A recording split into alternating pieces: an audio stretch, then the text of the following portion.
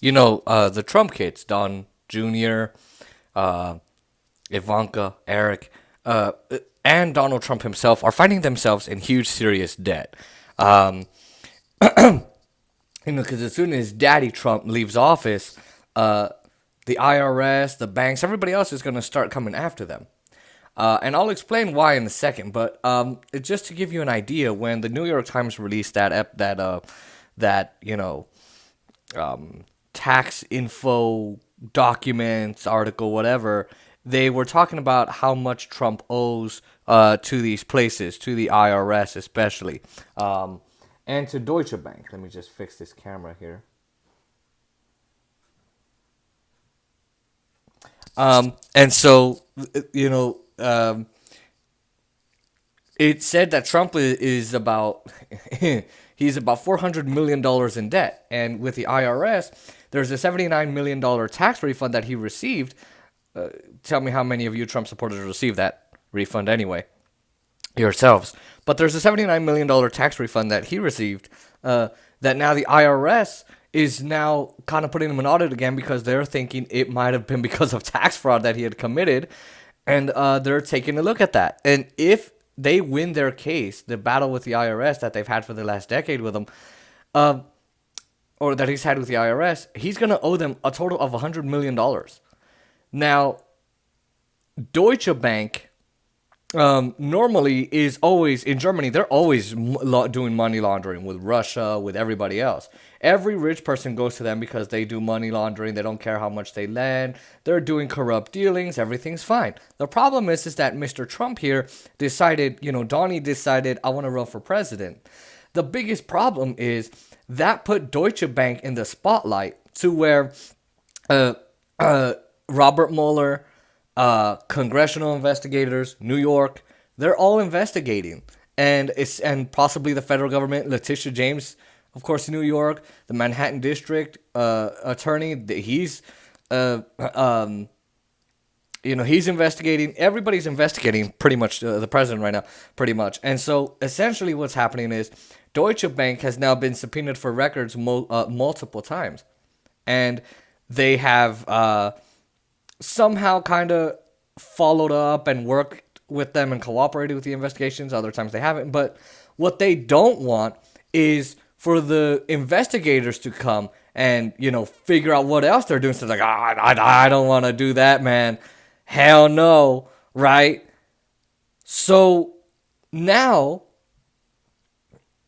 um, the the federal government too is also possibly looking at investigating him and seizing property. So Trump is in serious, serious debt, and so is the Trump organization. It's not just Donald Trump himself. The Trump organization is also indebted to, say, the federal government, say Deutsche Bank, and others. Now, why did he go to Deutsche Bank? As you've all heard, he pretty much went to Deutsche Bank because banks here, U.S. banks, Citigroup, Wall Street banks, whoever, Chase, Bank of America, Wells Fargo, they wouldn't lend him any money because the guy's a crook. He's a con man, and he runs out of money, and he went bankrupt 6 times, and the 38 of his businesses have failed, and so they knew not to give him money because they would lose out most of the time. And so, um, if so now he's pretty much having to sell.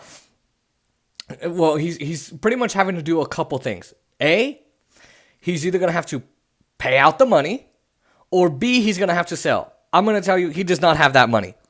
Trump does not have $400 million laying around on his couch. He doesn't. So, what's he gonna have to do? He's gonna have to sell.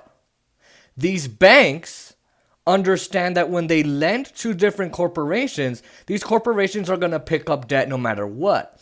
But what happens is these corporations develop enough profit and get enough revenue, essentially they're able to pay off that loan and then get another loan and pay off that loan and then get another loan and pay off another loan, and it goes on and on and on. The problem with Trump is that they're running out of money and they're running out of options for who will lend them money.